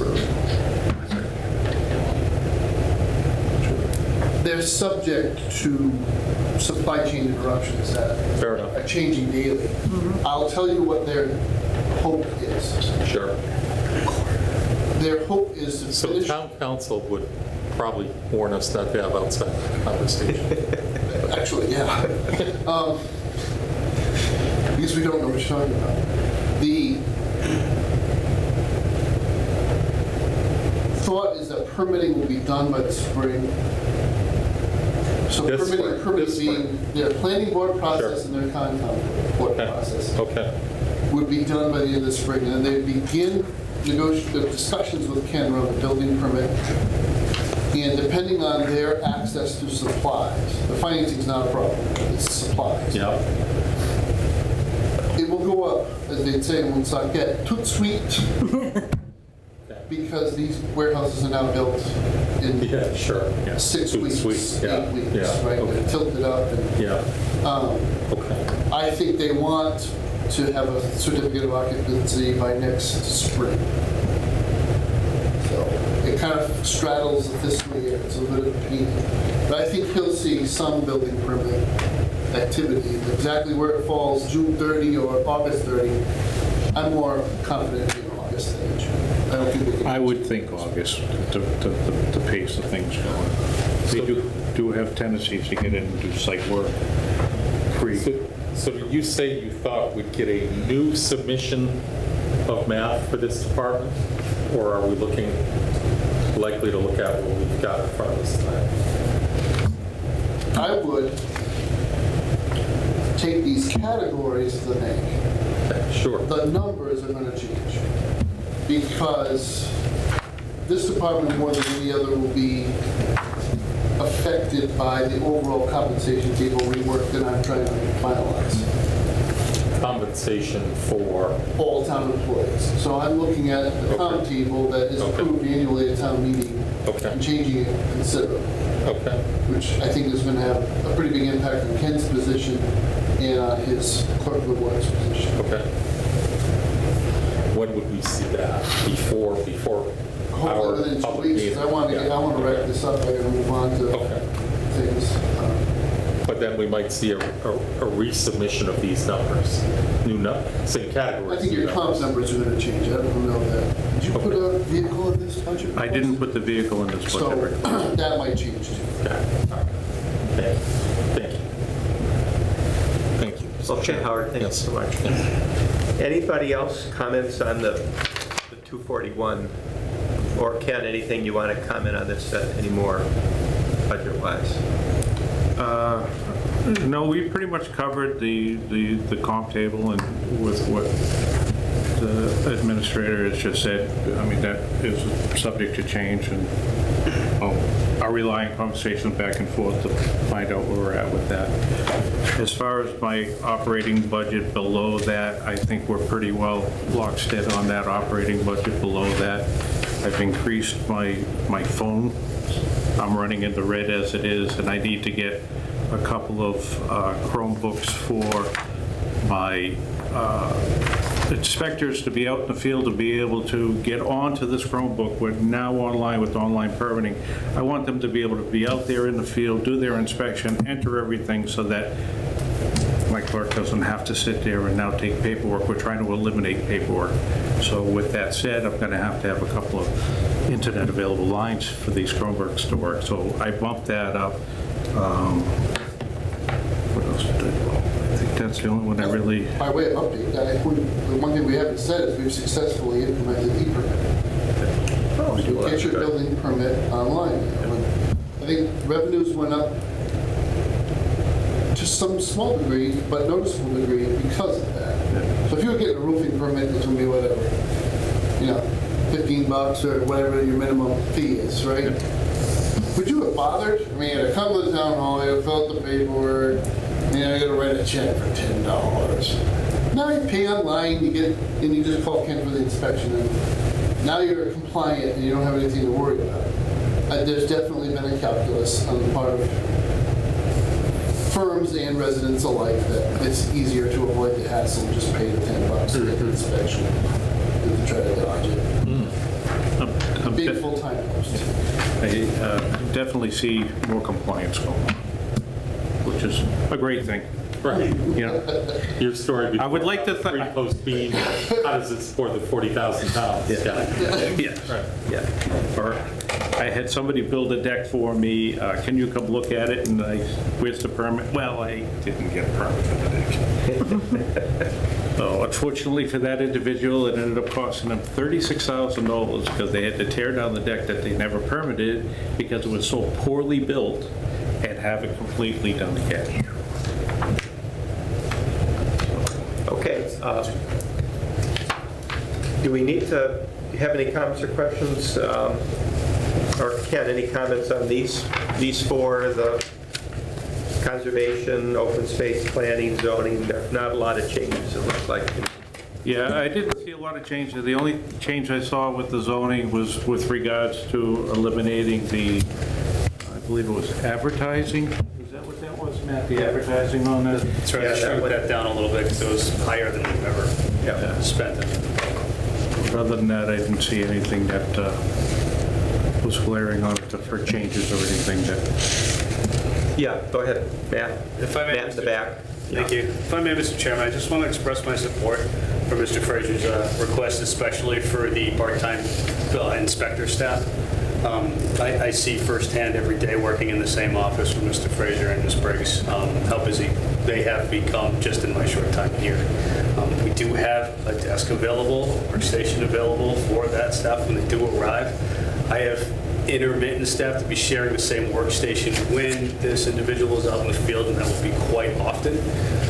Ken and I have to connect on a regular basis to do zoning interpretations when we have concerns about whether or not something may or may not fit a use description. But in most cases, as Ken is the only building official, is out in the field a lot. And sometimes when folks come in, we have to tell them to come back or to call back, and it's stretched pretty thin just from what I can see. And ultimately, it's a trickle-down effect. And I feel, at least from my position as the community development director, I feel like the addition of that part-time staff will substantially help this department, and I support it 100%. Okay, thank you. You think you're going to have trouble finding somebody, though? That's the second half of the problem, That's a right? big problem. I There's know. a severe shortage of Right. inspectors. Right. There's supposed to be someplace in the vicinity of 12 to 1,500 licensed inspectors in the state, and they're down around just over 800. And the prospects are very slim at people coming into the trade. And it's mostly, finance driven. It's not a high-paying trade. And you're competing against $65 to $75, $85, $110 an hour for union guys out there that are like, why would I leave that? Yeah. So, but that's why typically the staff that's in the inspectional divisions are an older staff. It's kind of getting that way with the people who are actually building the stuff, though. It's turning into older, too. I've talked to more than one person that's gone back to work at 62 years old swinging a hammer. Yeah. It just, the money is there, and as long as they can do it, they're going to do it. And nobody young wants to do it. No. Trade schools are not producing, they're not producing the quality that they should be producing. They're not producing the numbers that they need to replace what's out there. Yeah. So it's come to crunch time. I mean, you can see it in the length of time it takes projects to get completed now. Typically, a house used to be between 60 and 120 days to build a new house, and now you're anywhere from 120, 180, 240 days out to build a house. And materials are an issue, but I mean, materials aside, it's just the labor's not there. Yeah. Gene, do you have any comment on the second sheet, the planning, zoning, anything about those budgets? Okay. Anything else? That's all I have. Matt, anything else on building? All right, thank you so much. Thank you. Thank you, other Matt. Appreciate it very much. Have a good evening. Thank you. All right, let's carry on with our agenda, everybody. Have a good one. Yeah, anytime.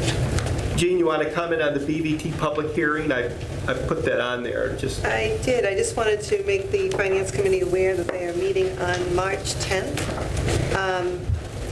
I did ask Pat, and I'll check with him again to see if they're televised, but their public hearing is before they come to you.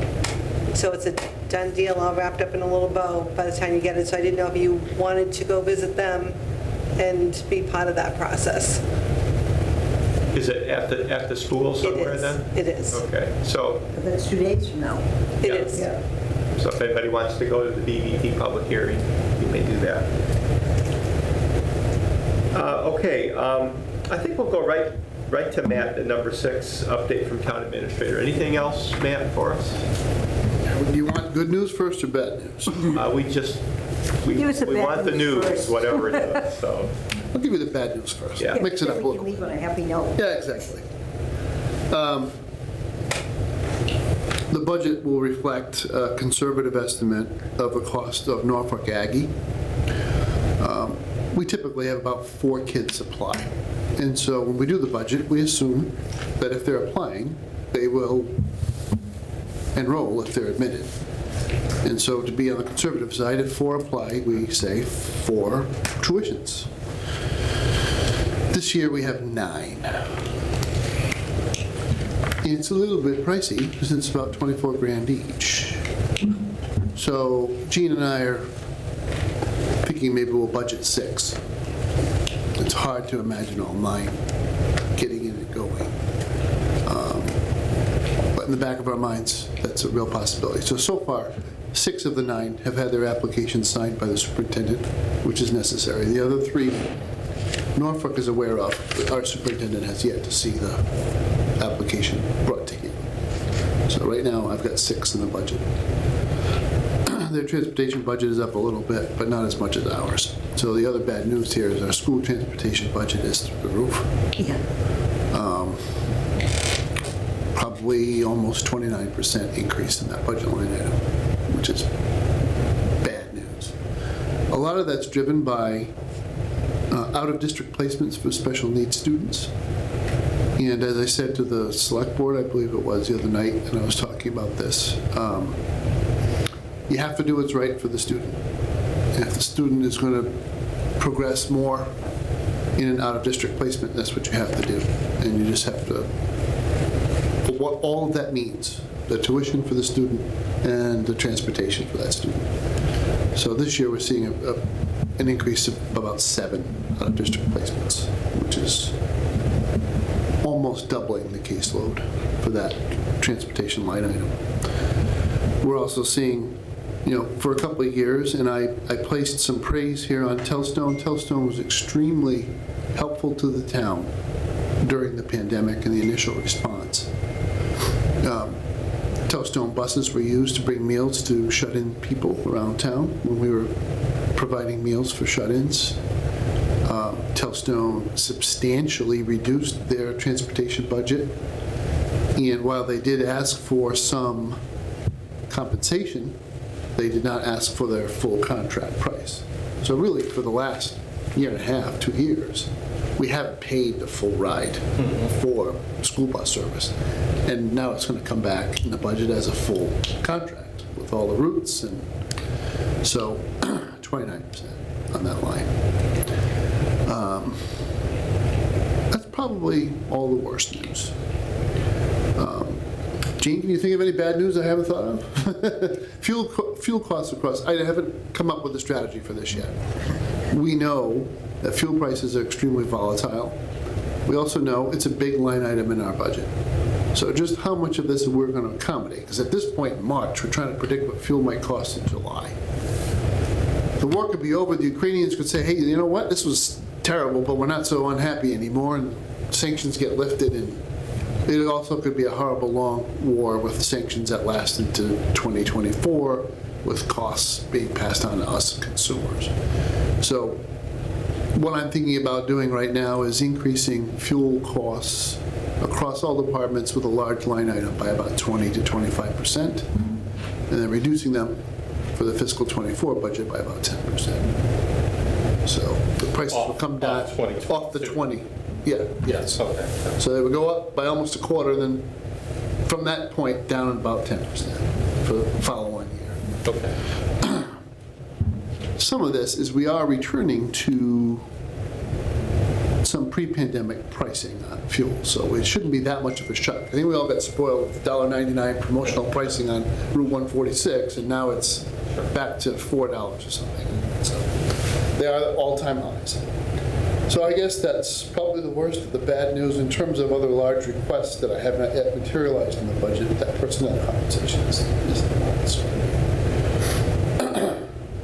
I think right now, my strategy is going to be to break that up across 2 years. And not try to do it all at once, because I think it's too much for the budget. I am feeling the pressure of trying to hire people into municipal government in this environment. And so for any number of years, either COLAs were not awarded or steps were not awarded here, and it helped balance the budget, Douglas, and kept everything on the straight and narrow. What it also did, though, is it froze us in time. So we've got some catching up to do to stay competitive for any number of our positions. I got a chuckle. I think Gene will get a chuckle out of this. An email from the interim town administrator in another town that has lost its town administrator and town accountant all within the same 4-week period. So they have an interim. And he said, well, you know, the town accountant resigned rather abruptly, and we're trying to rehire into the position. I have gotten 0 applications. If you guys know anybody out there that we should talk to, the position pays $86,000. Gonna get a town accountant for $86,000. It's like, where did they get this guy? Like, you are easily, for that particular community, if you want to hire an experienced town accountant into that position, he's off by about 50%. It's just nutty. So all those the old paradigm's got to go away because it's not effective. So we're going to wrestle with that. Good news, we actually have a lot. Before, Oh, you want to stay on the bed? can I run just some of that math? Sure. So the Norfolk Aggie, let's say from 4 to 6, is about a $48,000, $50,000 increase. Yeah. Okay. The 29%, is that 300,000 up by call it a ballpark I think it's 100,000? about a $1.4 million transportation budget. It's up by about a quarter to about 1.7. So you're going up 350,000, you're over, just on that one line item. Snow budget, where are we? So, well, that's another part of my report. I'm giving you Is notice. that in the good news? Global warming's helping us on the snow budget. Not really. Look, so for fiscal, no, it's definitely not. So fiscal '22, we'll be going to town meeting looking for a transfer from free cash to cover a deficit in snow and ice.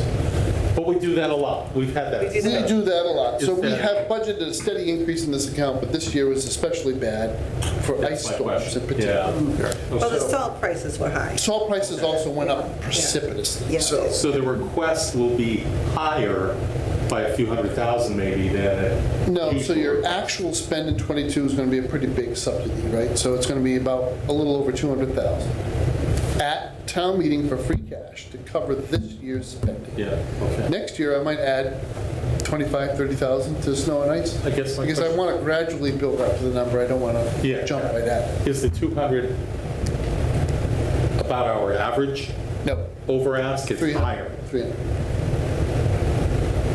A typical snow and ice actual number in our audited financials will be about 400,000 average. But how much?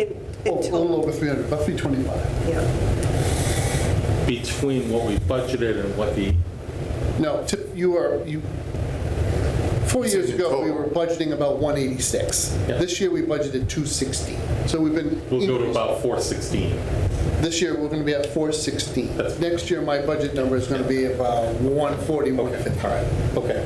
A while ago, it was like 90,000. Okay. Yeah. We were up about I 160. remember we were budgeting 35, Yeah. which was You're up about ridiculous. 116 off that Yeah. average year. Yeah. Okay, all right. Thank you. That was, I don't understand Okay. that. And now I get your We're question. losing money on Yeah. that side. Yeah, okay. Are we on the good news yet? You all ready for the good news? Because there's a fair amount of it, so it does offset an awful lot of this. Our health insurance renewal came in at a 0. And what? 0. Okay. So our our 4-year running average now for health insurance is 2.5% increase. So we had a 1.4, a 2, a 7, and a 0. Got the zeros, we did the 7. I think, remember last year's conversation, we had kind of a rough claims year. And our consultant was saying, you can go with a 5, because that'll cover. And we said, Gene and I said, no, let's go the full Monty, let's do the 7. Because I don't want to trail this and roll it and kick the can down the road. So it turned out, and the underwriter said in our last meeting, that was the right thing to do. Because now we're actually at a -3. I want to take a rate pass. Again, I don't want to run for the roses and get that negative number, pass that on to employees in 1 year, and they think that's going to happen again. So just take a rate pass, stay at 0. If there's going to be an equity distribution, it'll happen at the appropriate time. So that's a lot of money. So I had budgeted a 5% in my last year's 5-year budget forecast, a 7, then a 5. So I'm going from the 7 to the 0. So it's going to show a lot of wiggle room there. BVT, I suppose you have to wait until they have their public hearing and they finalize their numbers. I get the feeling that things work kind of like the Politburo over there. And it's really not whether or not you clap, it's about how vigorously you clap. Sorry to use the North Korea image, but it's really apropos. But I don't want to make him angry either. It looks like a good, so I'm budgeting a 0.7% increase for PBT budget. And this is going to reflect, look, the census couldn't grow forever. At some point, it was going to top out. Right. And there just weren't going to be any more kids than we already had applying that would apply. Right. And that's what we are. Right. So while it was a very rapid increase, we're looking at. So their budget may go up 5%. The superintendent advised me. Our cost will go up less than 1, based on what your projection is of numbers. Okay. He said, probably less than $10,000 increase over last year, so I budgeted 10 to take his word. That's a lot of money too, because I had budgeted a 4.5% increase in PBT. So that's offsetting a lot of this bad news.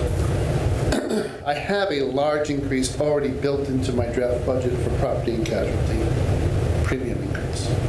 So for them to give me news that I'm not prepared for would be mind-blowing. So I'm hoping that we pretty much come in right about the same. And I did have a conversation with David. I think he's saying conservatively it would be about a 10%. But then we also take advantage of the prompt discount when we pay in July. I think I built the 12.5 into my draft budget. He doesn't have the Chubb piece in yet. And then that's the problem.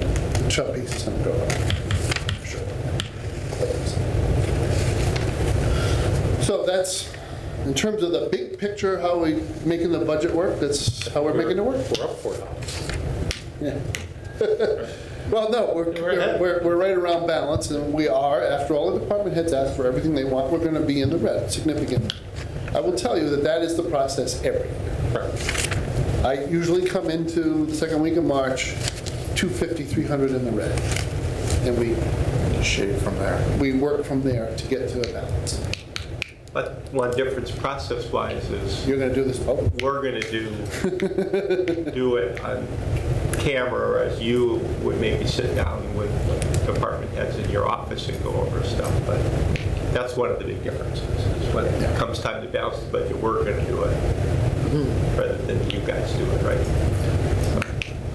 We'll be doing it together, but it's to build a consensus. Yeah.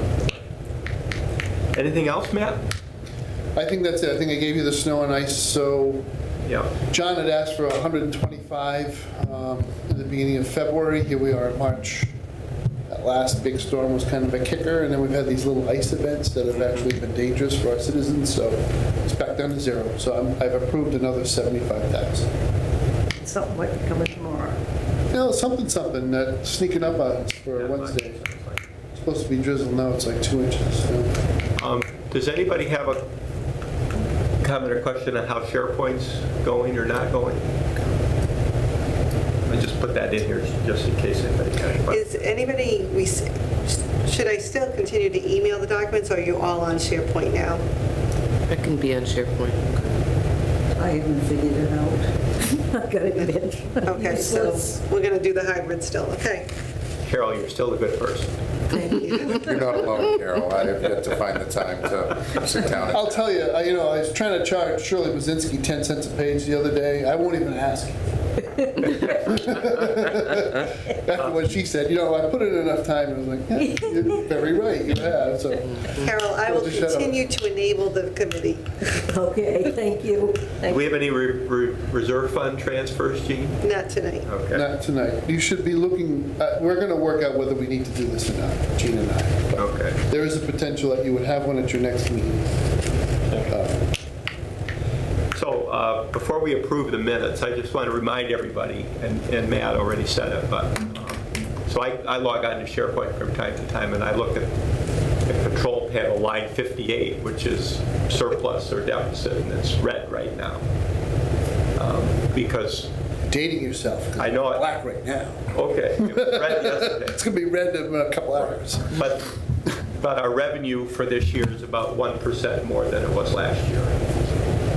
1.1%. And yet, everybody's requests are a lot more than 1%. So we just have to get ready to, when the time comes, to work with our staff, to get a balanced budget. And Gene, are we probably going to try to have a meeting that first Tuesday of April then? I think I emailed you guys that, didn't I? Well, no, we can't do it, I think we had to change that because of the Zoom was not available. Was that the date I said that Zoom wasn't available? The first Tuesday in April, the select board meets. Is that what you think? Oh, we were going to do it Monday, right? We were going to do Monday the 28th, I think we were shooting for. No, or was it April? Well, we were going to try for April 4th, Right. but that wasn't available because Yeah, I Conservation thought the has the second one was the room. 28th. Right, let's see. I can't do that. See if we can find it. So we don't have any meetings in April other than the public hearing, is that correct? That is correct at this time. Okay. But I think you need another meeting. So the meetings we currently have are today, 2 weeks, and then the next week, right? 3 in March. And then another one after that yet, or not? I think you need another one before the public hearing. You have pretty full agendas. You have the 22nd, the 29th, Yeah, and then the public hearing is the 12th. The Board of Selectmen are getting the budget on the 5th. I think it's important that you meet prior to the board. we had talked about the 4th then. You had talked about the 4th, but unfortunately Zoom Zoom and this meeting room are not available. Oh, I think I resent the email, and I think you sent another one out. I thought, okay, I'm misremembering it. I thought that it wasn't available on the, well, hold it. We were shooting for the 4th first. What was my last email to you guys? Was it to go 3 days before that then? Or, I can't. How did you say? No. We've got us this month 28th or at the 8th, the 22nd, and the 29th, correct? something? Tonight's the 8th, yes, the 22nd. And you think we might need another one after the 29th? But before the 12th. I think another one needs to be in the schedule. Okay, The agendas are full. right. That's just meeting with the departments, and my department is not even on the schedule, and Matt's department's not on the schedule. In addition to that, you have to find some way to balance the budget before the public hearing, Right. which is the 12th. Yep. So on the 22nd, you have the Douglas Public Schools and the fire and ambulance. And on the 29th, you have the Capitol and BBT. Yep. So those are pretty full agendas. In that, we want to squeeze in some, town administrator, town council, board of selectmen, property and liability insurance, and then on my side, I have my department, treasurer collector, board of assessors. I personally would like to reserve one evening for just budget analysis and discussion, Yes. not meeting anybody, That's what I'm, yeah. right? 7 o'clock to 11:15 when the pizza's done. If we're going to do this, we're going to expect one night where we're going to run through it our first time. Yeah, my email, I said, hi, everybody, turns out April 4 won't work. since either a meeting room or a Zoom are not available, both are available on March 28th. Yeah, What day of the week is March 28th? that is a Monday. Okay. I'm out of And town. then I said, would that work? And Carol said it would. It would work for me. So that would be an option, would be that Monday, March Well, we're going to 28th. have one on the 29th also, right? Yes, I'd miss 2? We have 2 days in a row then, right? yes. But the 29th is departments coming in, right? Correct. Right. I don't really Okay, so want you to can't really do- balance budget on the Right. 28th. Well, the- Before you get all Right. departments. But by the 29th, you will have the capital committee. The capital committee is its own article, so it's not, it doesn't affect the omnibus budget. We'll also have the BBT number. He's going to be presenting that evening. It's also. But you'll know it in advance, you're saying? We'll know that number in advance. So the 29th is just capital? Capital and BBT. Oh, then we could, So capital will have its own funding source, that would be from free cash, and probably, chances are, and I don't want to speak for capital, there may be a raise and appropriate portion of that. If the building vehicle is funded, it would come from, estimated local receipts. So it'd be a raise and appropriate for that vehicle and transfer from free cash Right, for the right. residual. But that will be its own funding source, its own article. And BBT will also have that number in advance, so you could meet the 28th. If you had any spillover, you could also put it on the 29th to continue that discussion. It will be 2 packed agendas, so. So you're saying we could put the cart before the horse then? I'm not saying the cart can go before the horse, I'm saying we'll have information first. Yeah, I mean, let's face it, we never get to change this budget anyway. I know you don't want to hear it, I Harry. would much prefer to do the following week. I'd rather do April. We You can't. sound like you're not here, I'm- the 28th and I am 29th. gone. when would we Yes. do it in April? Any day that is available that week of April 4th. But the problem is the Board of Selectmen get the budget on the 5th. So you have to do it. From us. We got to do it before the 5th, and the 4th is out of the question because the room and Zoom's not available. Now, if everybody's here, It's either the 28th, Well, if everybody's the here on the 30th, 4th, or we the could do 31st. it. if everybody's here on the 4th, you could probably reserve, and I don't know how comfortable are getting into a smaller meeting room either. I'm fine. No worries here. No worries for Yeah, me. I'm okay. I'll wear a mask. So the 4th, or the previous Friday the 1st, Thursday the 31st, or Wednesday the 30th? We got a meeting I'm here the 22nd. You know what, I'm not going to be able to make that 22nd meeting. Well, we'll hope the others can. Somebody else can make Yeah, a... I think it's important for the people that have put in a lot of time to be available for the real sorted through meeting. Yeah. Sandy can't make it. Are you out that whole week? I'm out the 23rd to the 30th. But you could make the 4th. Montana. Well, there you go. We could go there. We're going to We'll Montana. all go to Billings, yeah. Could you make the 4th, Sandy? I can make the 4th, yes. Because we could do the 4th if we all were here personally, right? We would have You to got to check. find a room. We have to see if the other room's available. Okay, you can let me know. We've met in the kitchen on occasion. Yeah, I don't think we're going to fit in the kitchen. And would we have access to the SharePoint, the physical presentation? Well, that'll be something we'll work on, and I'll just be in touch with everybody. Okay, So- so what are our meetings for April, though? But we don't The have one 12th. yet.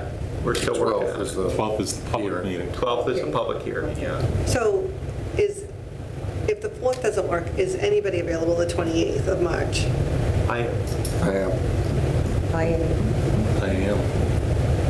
Okay. And we're staying off the 30th, 31st, and 1st? Yeah. Okay, got it. So stay tuned on that, everybody. Okay, got it. Got it. Before we get too far, one thing I did want to bring up is with tonight, like trying to find a quorum, would it be a good idea if we all shared with Matt what our phone numbers were? So worst case scenario, it would be on file and we're not sitting here scrambling, like going through our emails like, who's got so-and-so's Yeah. number? I sincerely apologize. As I headed from Worcester, I thought I should have emailed you and at least said, I'm leaving now, it's 25 minutes down. You're not the only one. I showed up 5 minutes late too, so. Yeah. Well, you came though. And I'm usually 3 minutes late. I apologize, it was longer tonight. Yeah. All's well that ends well, Howard. I knew you were going to come. Right? Sure, right? He'll be here. So maybe that could be something you could just do on your own, is send Matt or Jean your phone numbers. And Or both, including Dick. Both will be better because So are we doing March then, 28th? We don't know yet. we don't state. Wait for a room. We're shooting for April 4 as a first choice. Yeah. As a Stay tuned first on choice that, if we yeah. can find a room. Okay. All right, let's look at the minutes a minute, everybody, from February 8th. Hope you all had a chance to read them. They're lengthy. There are a couple typos that I talked to Stephanie about, she fixed them, but I didn't really see anything of substance that was incorrect. And Kuipers is spelled correctly.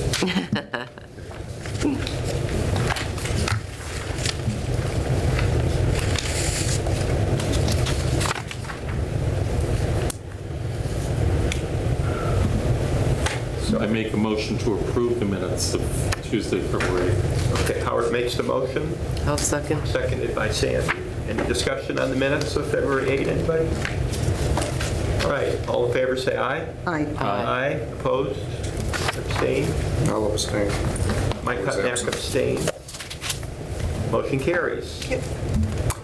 Anybody have, okay, Jean?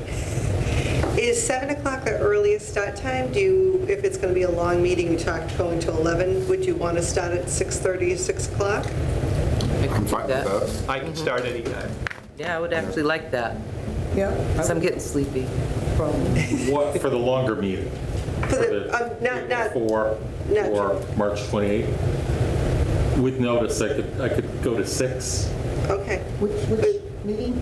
Well, it would be the Yeah. 28th or the 4th, whichever one that Oh, okay, ends so you'll up. let us know. So stay tuned on Started. that. Yeah. I just started later. Yeah, okay. That would be okay. 6. All right. Anybody have any? Mike, does that work with your Yeah, schedule? 6 is fine for Does it? me. I Okay. can, Yeah. yeah. As long as I've got advance notice, I Right, can okay. Yeah, I like, get out of the office earlier. So it would be either the 28th or the 4th meeting. Sounds it. Everybody else stays, everything else stays at 7. Yeah. Yeah, I think that's fine. So we'll be in touch on that. And would have the math if it were the 28th, right? Yeah. Yeah, so one thing about the numbers, Matt, they're in flux, aren't they, in terms of the spreadsheet? So we just have to wait and see once everything comes in and then really do the horse Yeah, right? fair enough. So, all right, motion to adjourn, anybody? I'd like to make a motion to adjourn. Okay, I'd like to make a motion that we give out our telephone numbers, like Mike just said. Yeah. Well, that's what we said. We Yeah. emailed Gene and Matt. Or just tell us after. Yeah. Okay. That way not everybody in town gets it on. Yeah. Well, they really want one. Yeah. So Sandy, move we adjourn. Any seconds? Second. Howard, seconds. Discussion? All in favor, say aye. Aye. Right. Aye. Opposed? Abstained? Motion carries. We adjourn at 9:40.